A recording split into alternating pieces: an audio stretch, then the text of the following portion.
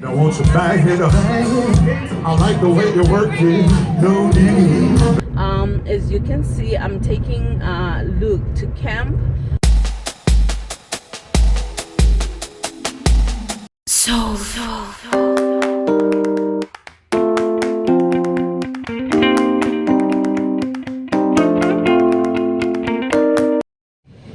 I am off to the Bimbe Festival. So I live in part of the US where actually my city itself has, I think, about 38% black people. So in order to help African Americans connect with the African culture, they have this festival every year called the Bimbe Festival. I went to it last time. It's mostly just music and food and some vendors, but nothing, you know, like major. It'd be nice to actually have a festival like that where we bring African artists that are current. That would be nice to do. But so I said I should go.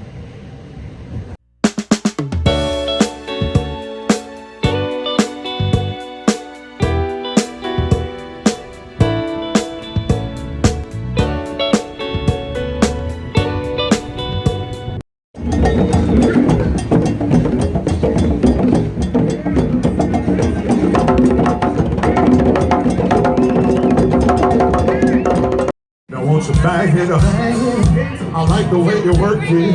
No need. Now won't you back it up? I like the way you work it. No need. Hey, now won't you back it up? Said I like the way you work it. No need. Now won't you back it up?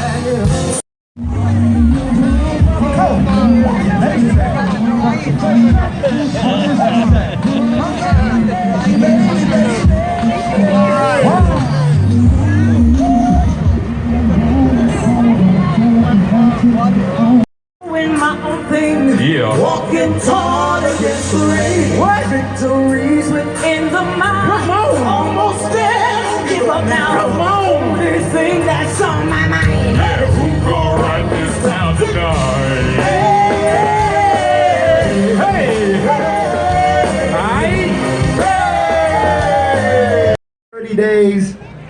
As long as I'm on the radio, I'm resigned to the fact that I'm gonna try to make a difference for these kids. So I've been going to every school I can go to.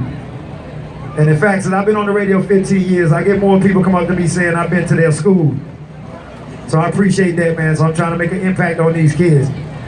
These kids want us to understand them, all right? That's what they want. Y'all know how we were with our parents. So you might not really understand the music, but they do. I see it. New school, I see you. New school, I see you.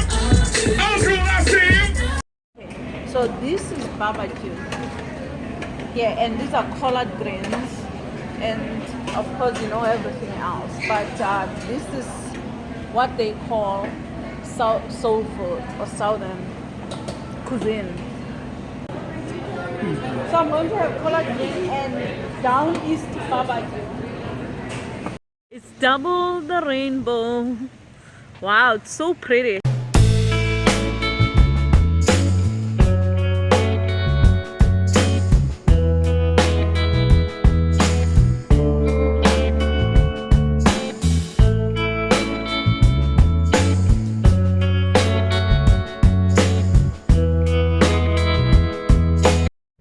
Good morning, everyone.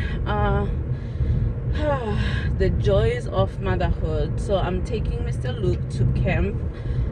In fact, this video is a preview of the video that I'm going to be talking about, which is education. As you can see, I'm taking Luke to camp because that's something that we have to do during the summer. Here the summer break is almost like 3 months long, and in that time you have to do something for your kids, because otherwise they're gonna be bored out of their brains during summertime. So you organize camps, anything that you can have them do during the summer, so they keep going and they keep stimulated in terms of their brains. And so this sets up, in fact, the education video that I'm going to be talking about in my next video. So I'm running a little bit late today, so I have to grab Mr. here some breakfast here at Starbucks. Okay, so we just came back from Starbucks. I got myself coffee.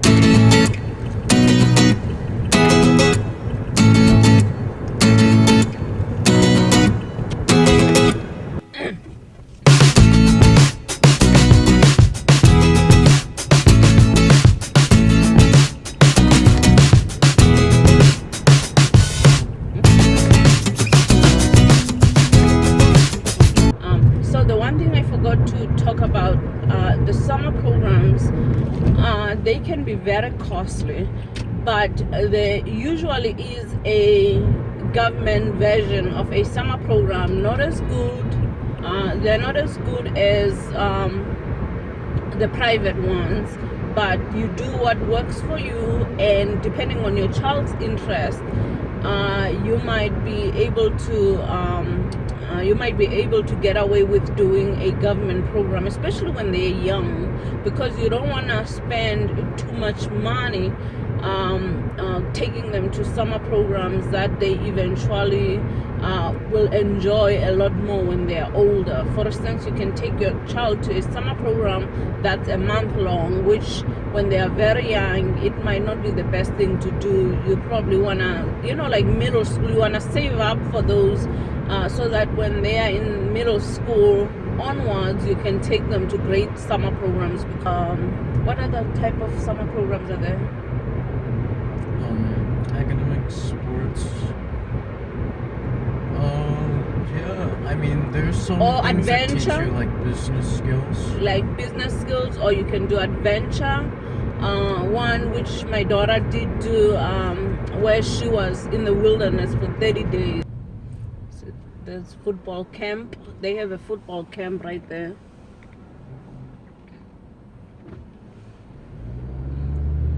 And they have a soccer camp right there.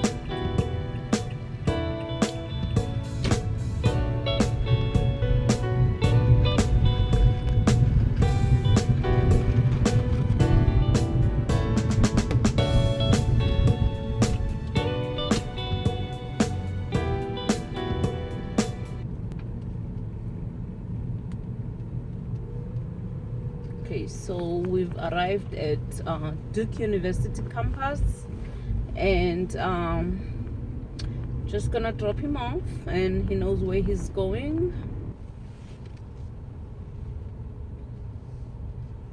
Okay, mister. All right. Have fun.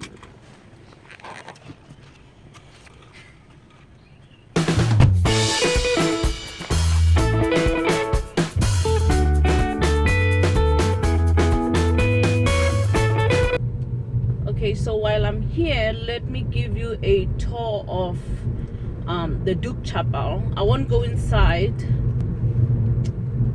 but I might just drive by it. It's such a beautiful campus, Duke. I made a video previously, actually. This is a one-way, so I have to go around the circle.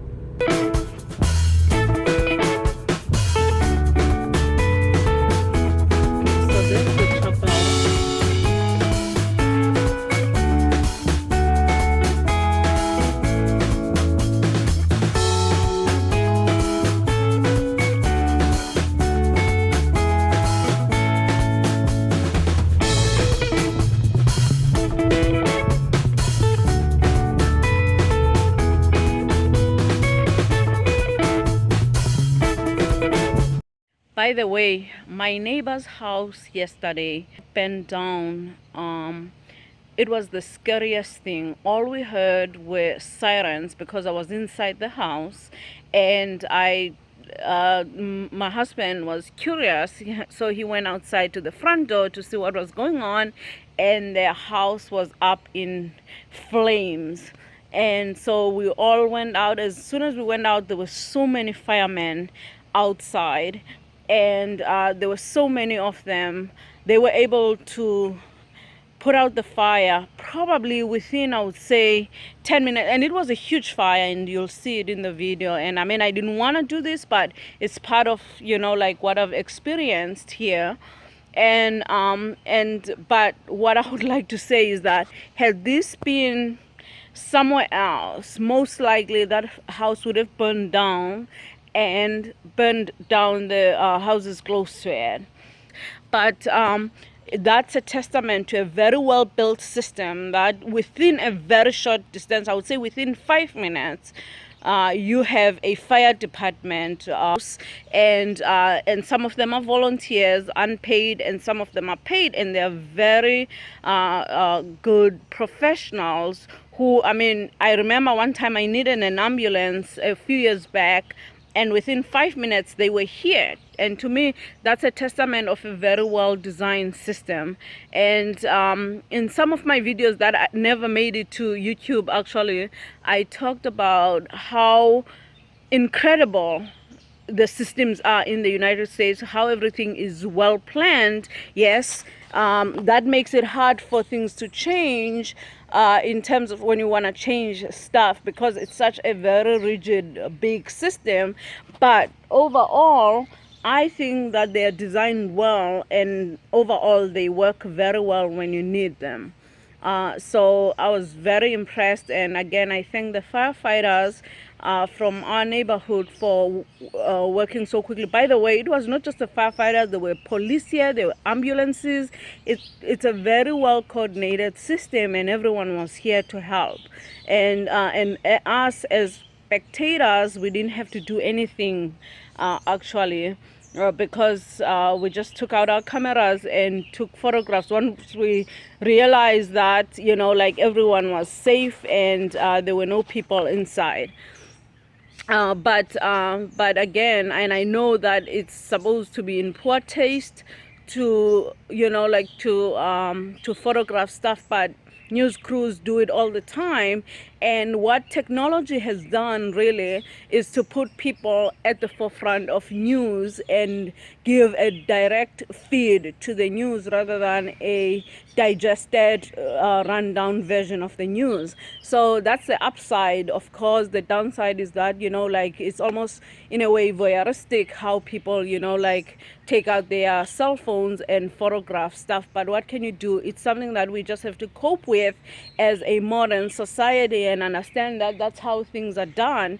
But again, the upside of it is we want news from our media, and having cameras out and using technology and giving live feeds is a way to go around really the spin and the propaganda that the media often puts out. And so, as you know, a lot of stuff have been broken by, including when bin Laden got killed. It was via Twitter that we first heard of what had happened. Had it not been for that person, we probably would have heard a very watered down version of what actually happened. So I understand those who have a problem with it. I used to be one of those people, but not anymore. If you see something, in fact, a lot of police brutality in the United States have been sort of strangled by how people are able to get their cell phones and photograph something as it happens, so that if someone decides to fix the books or to cook the books or to cook their report, someone else has already seen that, and it was on a live video, and the media has no choice but to to report it as it happened, because if the media doesn't, a person can upload a video on YouTube and people will be able to say, okay, that's not true. So really, these are the advantages of a technological advanced world and a technologically advanced citizenry. Everyone has access, everyone, it's really up to you how you decide to use technology. But I just wanted to say that, actually.